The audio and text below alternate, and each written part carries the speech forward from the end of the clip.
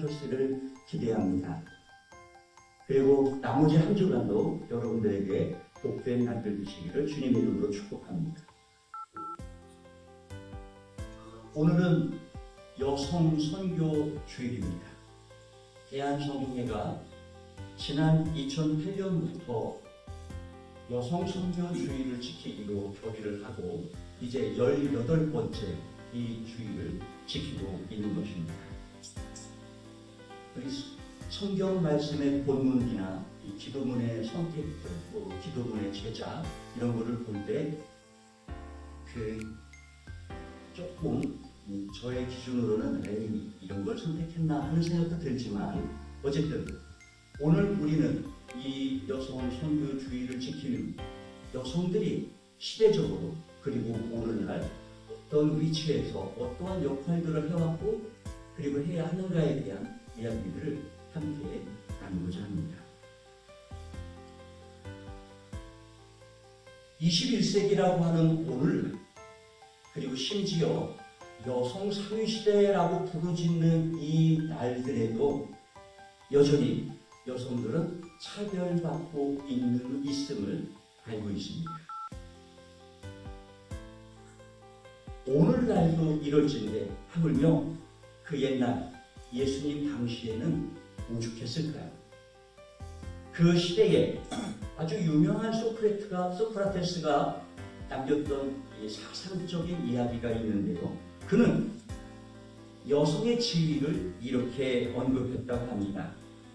여성의 영혼은 남성과는 유사하면서도 노예적 성향의 영혼이다 라고 평가했다고 합니다. 지금 이런 얘기를 했다가는 성차별 이야기로 심각한 도전을 받을 수도 있죠.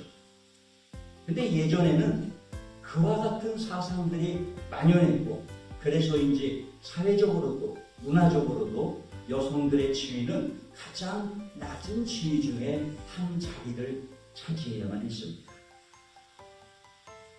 비록 사회 문화가 그러할지라도 하느님 그리고 예수님의 말씀을 부여잡고 하느님의 교회를 이끌고자 했던 초대교회는 그러지 않았다는 사실을 여러분이 기억하십시오. 초대교회 하면 우리는 바울 사도를 손꼽을 수 있습니다. 바울 사도는 많은 동역자를 두었는데 그 중에 아주 신실한 바울의 동역자들이 대부분 여성들이 차지하고 있었음을 우리는 기억할 필요가 있습니다. 여러분 생각해 보세요.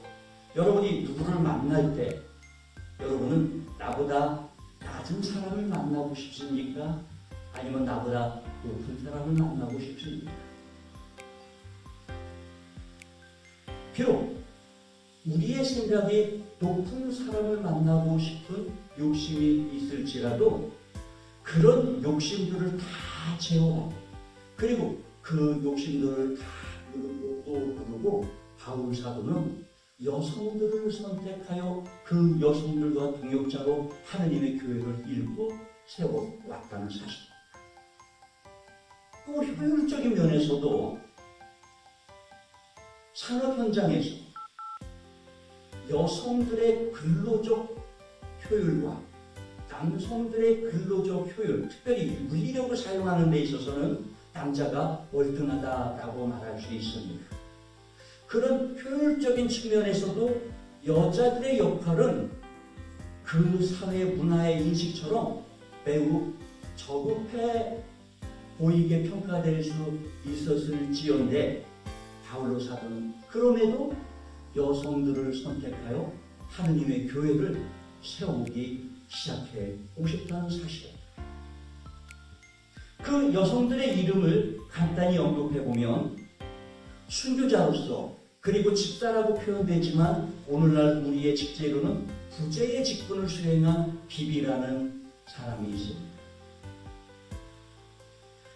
프리스카라는 사람은 바울과 함께 협력한 교회의 지도자였을 뿐만 아니라 남자들과 동등한 지위를 가지고 교회에서 사역을 담당해 왔었습니다. 정경에는 언급되지 않고 외경에 언급되고 있는 사람이지만 유니아라는 사람이 있습니다. 그는 초대교회에서 최초로 여성 사도가 불리웠던 사람이다라고 말합니다. 일부 신학자들은 그가 남성이지라고 추측한 사람도 있대요. 왜냐하면 사회문화적으로 여성이 어떻게 사도적 지위를 얻을 수 있지라는 반론 때문에 남성이지라고 해석하고자 한 시대도 있었지만 오늘날 수많은 일반적인 해석은 유니아라는 사람은 여성이다라고 보고 있습니다. 그 외에도 테클라, 다비다, 마리아 수많은 사람들이 바울과 함께 그리고 예수님과 함께 성경 속에서 하나님의 사역을 주도적으로 감당했던 사람들이라는 사실이에요. 그리고 이 대목을 말하면 여성들이 대개는 환호도 하고 좋아하기도 합니다. 예수님이 사망한 경비 속에 무덤에 안식해주셨죠. 그 무덤을 찾아 방문한 사람, 예수님의 남성 제자들이 아니라 바로 여성들이었고 그 여성들이 기독교를 일궈낸 부활신앙, 그 부활의 최초의 목격자였다라는 사실도 참으로 유의미하다 말할 수 있습니다. 여성들은 사회적으로는 저급한 계급에 속해 있다라고 인식되었을지 모르지만 하느님의 교회 안에서는 매우 중책으로 사용되었다는 사실을 여러분 기억하십시오. 그러면 왜 그토록 하느님은 여성들의 지위를 높이 평가하시고 사회문화적으로 비효율적이라 생각됐던 여성들을 들어서 당신들의 교회를 일구고자 하셨을까요? 바로 그것이 제가 늘 교회의 하나님의 그리고 기독교의 혁명성 중에 하나이기도 합니다. 태초에 하나님은 사람을 남자와 여자로 지으셨다라고 말씀하시죠. 하나님 앞에서는 남성이나 여성이나 차별이 없었던 것입니다. 다만 그 하나님을 예배한다고 하는 사람들이 자기의 주도적 욕심과 자기의 사회적 지위의 해석으로 여성들을 천시 여기기 시작했던 것뿐이지요. 다시 말하면 하나님의 가르침을 배반하고 자기들의 이해 욕구로 여성들을 바라보기 시작했다는 것. 그런 사회 문화에 고질되고 굳어져 버린 인식들을 깨부수고 혁신하고자 예수님과 그 초대교회 사역자들은 노력해 왔다 하고 말할 수 있습니다. 그 모습을 그대로 오늘날로 갖고 와보면 우리 사회 구조 속에서 누가 저급한 계급은 없으니까 계층에 속해 있다라고 말할 수 있을까요? 그리고 우리는 어떤 고질적이고 정형화된 틀거리 속에서 인식하고 있을까요? 어쩌면 하느님께서는 지금 이 시간 우리들의 그런 것들을 다시 한번 깨부수라고 이 주일에 이 말씀을 들려주고 계신지도 모르겠습니다. 교회 여러분, 여성들은 그 누구보다도 헌신적인 자세가 본성적으로 갖춰져 있지 않은가라고 생각이 듭니다. 이거는 뭐 과학적 근거나 객관적 사실로 검증된 건 아니에요. 내피셜적인 말이에요. 그러니 참고하며 들으십시오. 제가 남성과 여성들을 접해보며 누가 더 헌신적이고 누가 더 하느님이 가르쳐준 모범적 사랑의 실천장이냐라는 것을 평가해 볼 때 대개는, 모두가 그런 건 아니에요, 대개는 남성보다는 여성이더라 하는 것입니다. 그리고 그 여성 중에서도 어머니의 모습은 가히 하느님께서 그리고 예수님의 그 삶의 실천을 통하여 보여주신 모습과 매우 흡사하더라 하는 것입니다. 보십시오.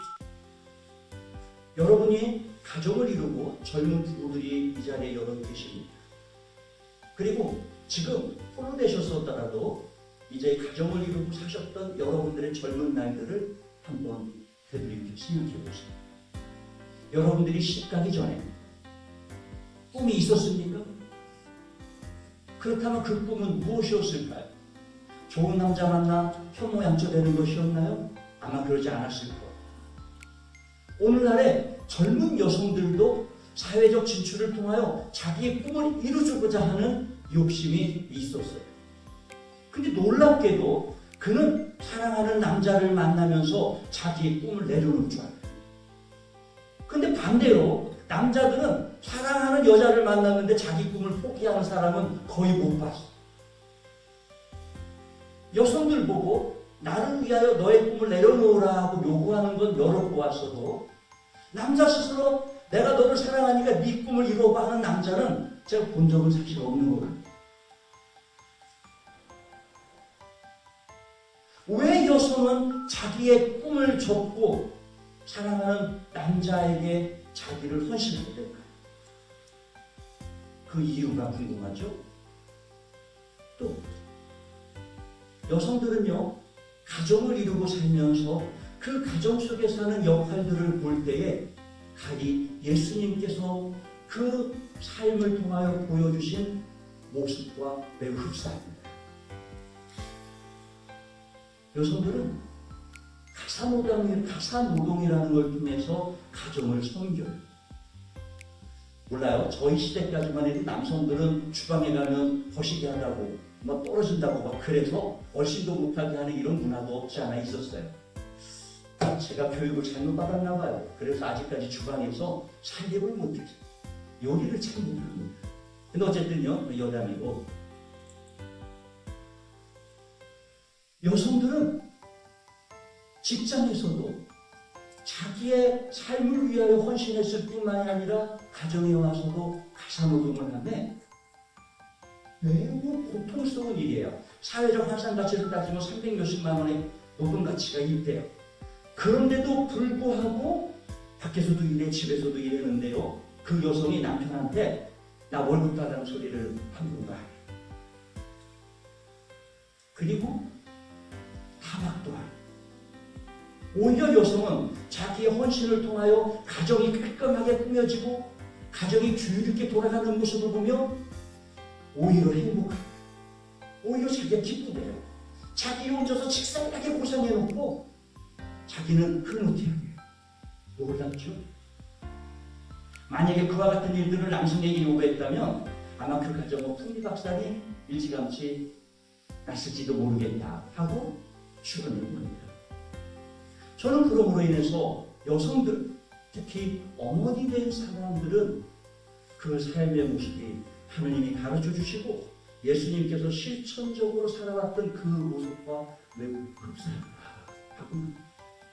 그러면 왜 여성들은 그와 같은 삶을 자처하였을까? 무엇이 그들을 그렇게 푸시했을까? 그리고도 그들은 불평하지 않고 오히려 자기 희생을 바라보며 행복을 느끼게 하였을까요? 바로 그것이 하나님께서 알려주신 사랑의 법칙입니다. 사랑은 화학작용을 일으켜요. 어떤 분이 그러더라고요.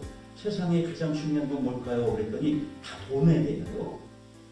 이구동성으로. 물론 교회조차도 이 근본에 대하여 발견을 합니다. 매우 중요해요. 그런데요, 여담입니다만 돈을 어떻게 사용하는가를 보면 그 사람의 인성을 알 수 있다고 그러죠.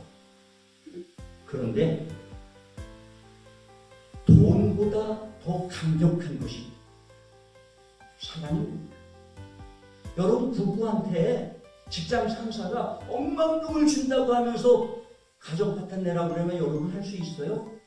그 사장을 향하여 이렇게 말할 겁니다. 이 미친놈. 왜 그렇게 말할 수 있을까요? 이 세상의 억만 돈보다도 더 중요한 것은 자기가 지켜내야 할 사람이라는 것을 그들은 알고 있기 때문입니다. 하나님은 이 세상의 근본이 중요함을 알려주세요. 그래서 지혜롭게 이 세상을 살아가기를 요청하고 계십니다. 근데 그것보다도 더 강력한 무기가 있음을 우리에게 가르쳐 주시죠. 바로 그것은 사랑의 법칙 속에서 이해되는 겁니다. 돈은 사람을 물리적으로 변경시킬 수 있는 능력이 있어요. 가난한 사람이 부자처럼 살게 하는 이 물리적 환경의 변화가 있어요. 그러나 돈은 화학적 작용의 변화는 가져오지 못해요. 물리작용은 모양새가 변하는 거잖아요. 화학작용은 그 본성이 변하는 거잖아요. 사랑만이 사람의 본성을 변화시킬 수 있음을 하나님은 일찌감치 알고 계셨던 거예요. 왜요? 그분은 이 세상의 창조주이고 사람을 당신의 형상대로 만드신 제작자이기 때문에 사람이 어떻게 작동하는지에 대한 그 메커니즘을 누구보다도 잘 알고 있었던 것이죠. 그래서 당신은 예수님의 삶을 통하여 우리에게 그 사랑의 모습을 사랑의 법칙으로 깨우쳐 주고 계셨던 거죠. 바로 그것이 여성들, 특히 어머니의 모습의 삶 속에서 그대로 보여지더라 하는 너무 놀랍지 않습니까? 교회 여러분, 어떻게 살라라고 저는 말하지 않겠습니다. 하지만 이 말씀을 듣고 하나님 성령께서 이 시간 여러분에게 이미 다짐할 수 있는 용기를 주셨으리라 믿습니다. 그 믿음을 붙들고 한 주간 힘있게 살아보십시오. 그러면 하나님 정말 기뻐하실 겁니다. 과거는 묻지도 않고 따지지 않는 분이 바로 하나님이시잖아요. 우리가 결심하는 순간 우리의 과거는 아무 의미가 없어요. 누구 앞에서? 하나님 앞에서. 세상은 그러죠. 너 옛날에 잘했잖아. 너 이랬잖아. 그건 세상이 그래. 참으로 다행인 것은 우리 하나님은 묻다이세요. 묻지도 않고 따지지도 않으세요. 우리가 언제 결심할까? 오늘 이 시간부터 여러분이 한 주간 하나님의 사랑으로서 하나님의 사랑의 법칙 속에서 살아가시길 바랍니다. 그렇게 여성들이 교회 안에서 얼마나 소중한 역할들을 해왔고 이 교회를 지켜내놨는지를 여러분 기억하시고 그 여성 순교자들, 여성 사역자들을 위해서 기도해 주시기를 청합니다. 성부와 성자와 성령의 이름으로 전하였습니다. 이번에 모두 일어나시어서 교회와 세상을 위하여 기도합니다. 교회를 위하여